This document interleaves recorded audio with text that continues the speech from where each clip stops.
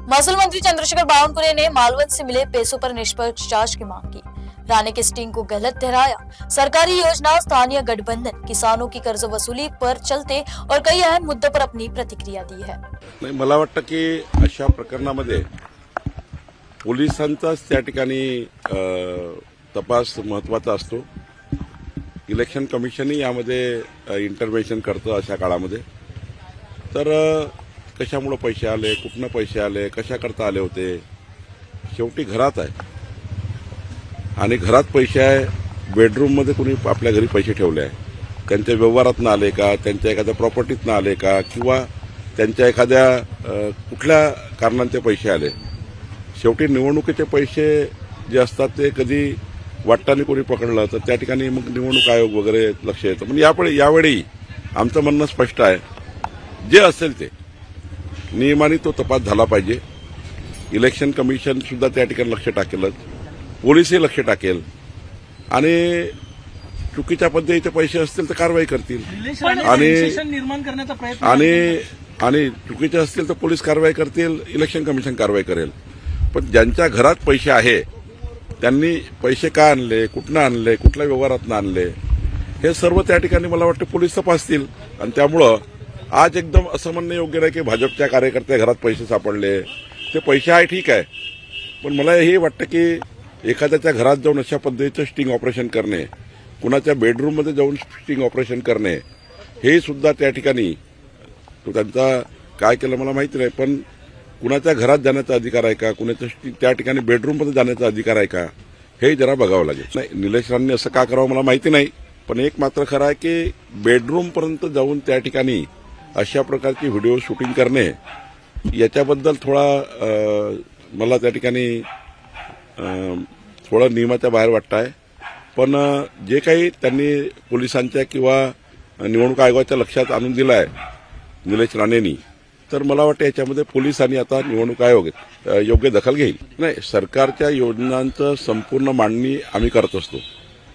निधी द्यायचे अधिकार सरकारचे आहे, त्यामुळं आम्हाला जे अधिकार प्राप्त आहे, म्हणजे तीनही पक्ष जो त्या ठिकाणी निधी वाटपाचा निर्णय करतं, शिवसेना किती, राष्ट्रवादी किती किंवा भाजप किती, आमचे आमदार तसे असं नियोजन करतात।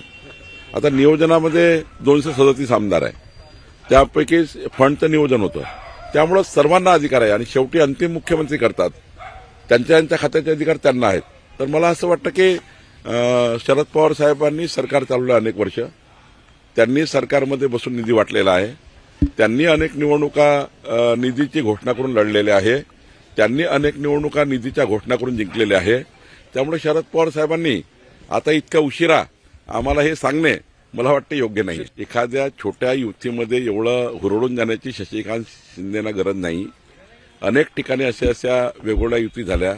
स्थानिक लेवलला कधी राजकारणामध्ये मित्रपक्षाचं नाही पटलं, काही कोणी शरद पवारजीला सोबत घेतलं, काही ठिकाणी एक तरपंजाचे बॅनर दिसत आहे मला धनुष्यबाणसोबत। त्यामुळं हे जे चालू आहे ना, याचा काही महायुतीशी संबंध नाही आहे। आम्ही सर्व नेते वरच्यावर बोलतो आहेत। कालच मी अजितदादाशी बोललो, एकनाथ शिंदे साहेबांशी बोललो, देवेंद्रजी बोलतात आहे। शेवटी लोकल कार्यकर्ते 8-10 वर्षांनी निवडणुकीला समोर चालले आहे आणि हे घोडा मैदान लागलं आहे, त्यामुळं एका पदावर एका वेळी एकच माणूस जाऊ शकतो।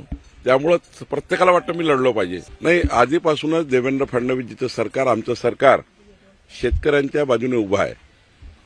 मधल्या काळातही आम्ही सांगितलं होतं की जेव्हा अशी परिस्थिती येईल, शेतकऱ्याच्या गळ्याशी येईल, तेव्हा सरकार काही निर्णय करेल आणि म्हणून 1 वर्षाची स्थगिती माननीय मुख्यमंत्री देवेंद्र फडणवीसजींनी दिलेली आहे। आणि आधी या ठिकाणी ठरवलं आहे की 30 जून 2026 पर्यंत ज्या गरीब शेतकऱ्यांना कर्जमाफीची गरज आहे त्यांचाही निर्णय आमचं सरकार करणार आहे। आणि आता मात्र तात्पुरती स्थगिती दिलेली आहे, जेणेकरून कोणीही शेतकऱ्याच्या घरी जाणार नाही, शेतकऱ्याचा कोणी त्या ठिकाणी तगादा लावणार नाही, शेतकऱ्याला आत्महत्येकडे कोणी नेणार नाही, याकरता एक कडक पाऊल, म्हणजे एक चांगलं पाऊल माननीय देवेंद्र फडणवीसजींनी घेतलेलं आहे। आता परिवहन विभाग आणि महसूल विभाग एकत्र आला आहे। जसं पोलीस आणि महसूल एकत्र होतं, आता परिवहनला आम्ही सोबत घेतलं। मी प्रताप सरनाईकजी यांचे आभार मानतो, परिवहन मंत्र्याचे, की त्यांनी आम्हाला या ठिकाणी मदत केली। आणि आता एकदा गाडी पकडली तर 30 दिवस सस्पेंड होणार आहे अवैध वाढूची, 2दा पकडली तर 60 दिवस सस्पेंड होणार आणि एकच गाडी 3दा पकडली वाळू चोरीमध्ये तर परमनंट सस्पेंड करण्याचा निर्णय परिवहन खात्याने घेतला। आमच्या महसूल खात्याला मोठा दिलासा माननीय प्रताप सरनाईकजी परिवहन खात्याने दिला आहे। मी प्रताप सरनाईकजी यांचे मनापासून आभार मानतो। पंकजाताईंनी मांडलं होतं, सर्वांनीच मांडलं होतं, आम्ही सर्वांनी मांडलं की मध्य प्रदेश सारखी छत्तीसगड सारखी एक चांगली योजना आमच्या लाडक्या बहिणीकरता आली पाहिजे। एकनाथ शिंदेजी मुख्यमंत्री असताना त्यांनी पुढाकार घेतला, देवेंद्रजींनी चांगलं मॉडेल तयार केलं, अजितदादांनी संमती दिली। त्यामुळं मुख्यमंत्री एकनाथ शिंदेजी असताना देवेंद्रजींनी सर्वांनी बसून ही योजना तयार केली आहे। अजितदादा बसले होते आणि त्यामुळं आमच्या महायुतीची योजना आहे, आमच्या महायुतीची ही योजना आहे, महायुती राहणार आहे आणि त्यामुळं महायुती सरकार जोपर्यंत आहे तोपर्यंत आमची लाडकी बहीण योजना सुरू राहील। नाही ठीक आहे, त्यांची मागणी जे काही त्यांनी केली आहे, पण महाराष्ट्र सरकार आमचं सरकार अशी कुठलाही लिकेज ठेवणार नाही किंवा असा कुठलाही राहणार नाही की ज्यातनं कुणाला सोडलं जाईल। आम्ही या ठिकाणी जी विकास खारगे समिती तयार केली आहे ते प्रामाणिक अधिकारी आहे आणि राज्याचे वरिष्ठ अधिकारी आम्ही या समितीत घेतले। मला वाटतं की ही समिती योग्य पद्धतीने पूर्ण कारवाई करेल। या समितीच्या चौकशीतनं कोणी सुटणार नाही असं आम्ही करतो आहे। काही लोक हायकोर्टमध्ये गेले आहेत, तिथे आम्ही आता उत्कृष्ट वकील उभे केलेले आहेत, उच्चस्तरीय वकील उभे केलेले आहेत, सिनियर वकील उभे केलेले आहेत। काही लोक गुन्हा कॉश करण्याकरता गेले, तिथे आमचे हायकोर्टमध्ये सिनियर वकील आम्ही लावलेले आहे। कोणी सुटणार नाही याची काळजी सरकारने घेतली आहे।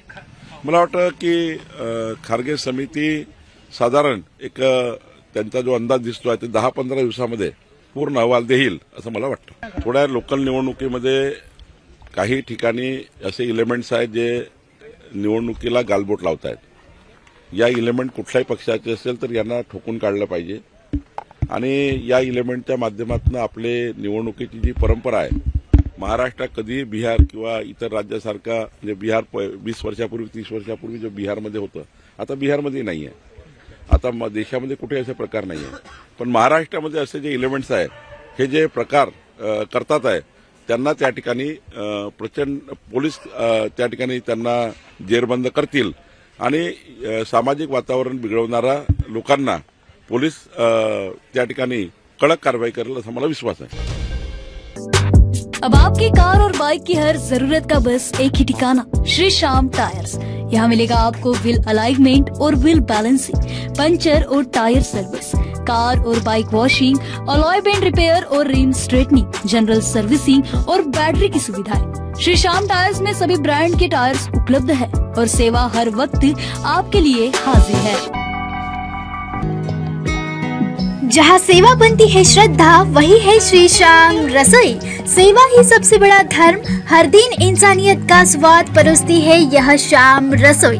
सिर्फ 2100 में एक दिन का अन्नदान और 21,000 में पूरे साल का पुण्य। करुणा, प्रेम और सेवा का संगम है श्री श्याम रसोई।